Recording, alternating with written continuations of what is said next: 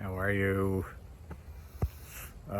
It's been so long. Let me just tap into the energy of connecting. As I'm doing that, I'm realizing this is very fitting. I am being the wizard. I've been the wizard for a while. Let me share with you how. Um, you may recall that I, for a very long time, have been working on figuring out how we can address all our challenges collectively. That's been like my life mission and passion.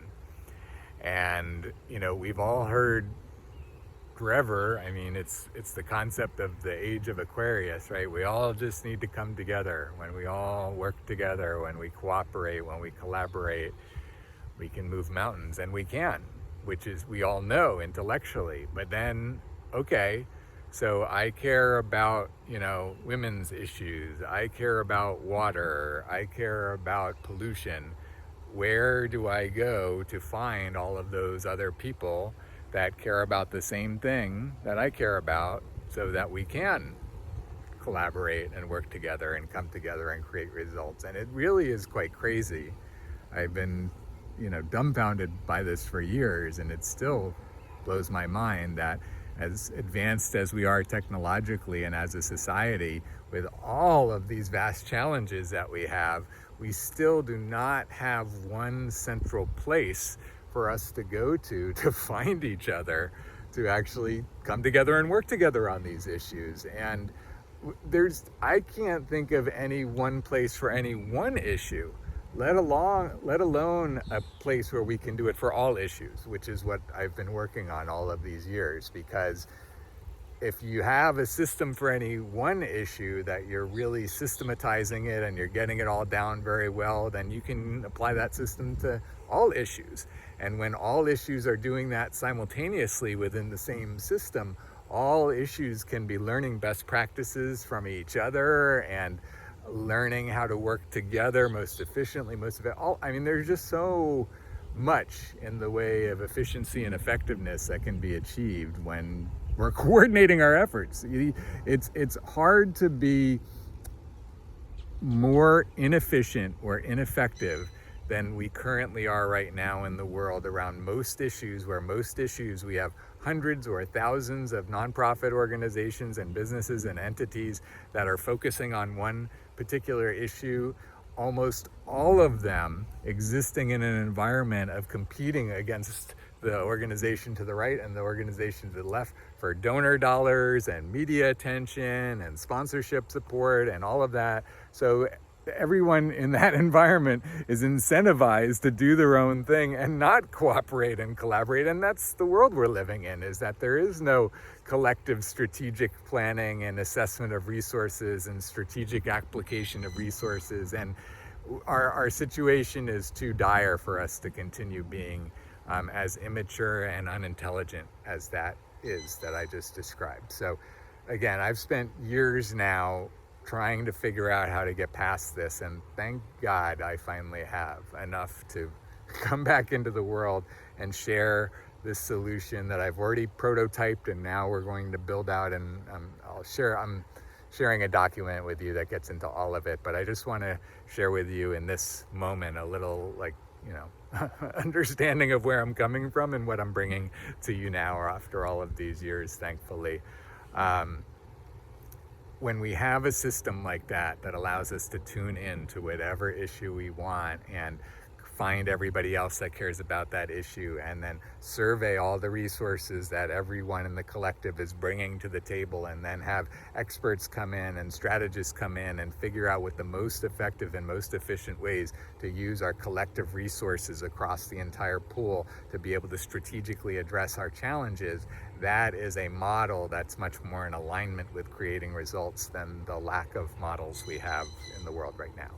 So we're working on that. We're all going to work on that together. If you want, this is your invitation to be able to start heading down this path of intelligence, intentionality, creating results that we want in the world. So that's the first part of it. And then the thing is that in trying to figure out, okay, so you've got 1 million people that all care about pollution, and they've all showed up, and now you've got this big strategic plan, and then how do you execute it? Who does all of the details? How do you get those million people to slot into all the different jobs that need to be done to accomplish that? So that's been the real challenge for me for many years, and thankfully, again, I finally figured that out, which is huge. And the way I've figured it out is to break everything we do down into nano actions, which are basically the building blocks of anything that we want to get done that are interchangeable between different things. When you have, video processing that needs to get done for this, to build a website, you've also got video processing that needs to get done in order to, create a commercial. And it's the same sort of video processing. So that's an interchangeable tool. Bottom line is, by breaking everything down into these building blocks of reality creation, we can intend any reality we want, we can map out all the building blocks required, and then we can map all of us onto that, onto the map of what needs to get done, what I'm calling reality generating machines. So we create the reality generating machines, we go ahead and build the reality generating machines, and then we can create our reality. And by working in this way, by systematizing everything that we want to get done and accomplish in the world in this way, what we're able to do then is to be able to collect all of that data about all of those nano actions getting done, put it into this system, the collective global brain that I've been working on as well. And when we have that collective global brain that actually contains all the learning from all of us, that we all have instantaneous access through our mission control panel, which again, I've built a prototype for already. The mission control panel gives us this interface into the collective global brain so that we can literally just say anything that we want to accomplish in the world. Tell it to the system, to our mission control. The collective global brain goes out and sees how everybody else has done it in the past, finds all the different options, gives us all the paths that we can follow to get this done, including, which path is going to be the least expensive, which one's going to be the quickest, which one's going to be the highest quality, whatever variables we want. What we're doing is we're actually taking our reality and breaking it down to such a degree that we can literally turn the dials on our mission control panel, keep tuning until we get all the variables the way that we want it, and then press a button and have our reality get created. It's extraordinary, really. And to be honest with you, I've actually been holding that vision of a machine that could build our realities for more than 15 years. I've had the idea that we could do something like this. I just never had the mechanism to be able to get it done. And miraculously, thankfully, after all these years, I've finally figured it all out, put all the pieces together, and now I'm providing this document to you so you can see the extent of it, because this document I'm giving you is dense. That's why it's 10 volumes, 10 different books that I'm bringing it out in, because it can't be one book to explain all this. That'd be thousands of pages. It's volumes and volumes. It's going to be beyond 10, but at this point it's summarized to 10 volumes to let you see, step you through all of these different technologies and systems and processes. Not to have necessarily all of the answers, because I'm not trying to have all the answers. What I'm trying to do is to create a framework for us within which we can have our best answers show up.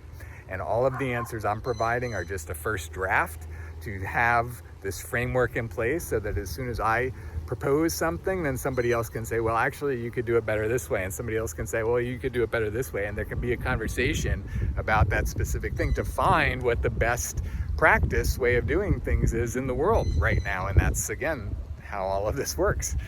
So it's literally about to change the world in a very short amount of time, because the technology pretty much exists, most of it off the shelf already. It's a matter of stringing all of this together as quickly as possible, putting together the team of both the programmers and the legal and the organizational and all the different support required in order to manage it. But it's not going to be managed internally within one organization. What I'm doing is making this an open source project, so that all of the meetings, all the documents, all the everything are viewable to the public, so that you and anybody else can see any little detail of what's happening and show up and say, I can do this better, or I know somebody that can do this. And then we all work together to plug in to create our world together. And that is where we started with, right? Like, how do we come together to create the results that we want? So finally, I've figured it out enough to come back into the world and say, here's our blueprint. Whoever would like to start helping us go in this direction, right? The support I'm asking for Uniting for Action right now, again, is not to say, hey, Jared's figured it all out, so let's go this way and hope that he's got everything right.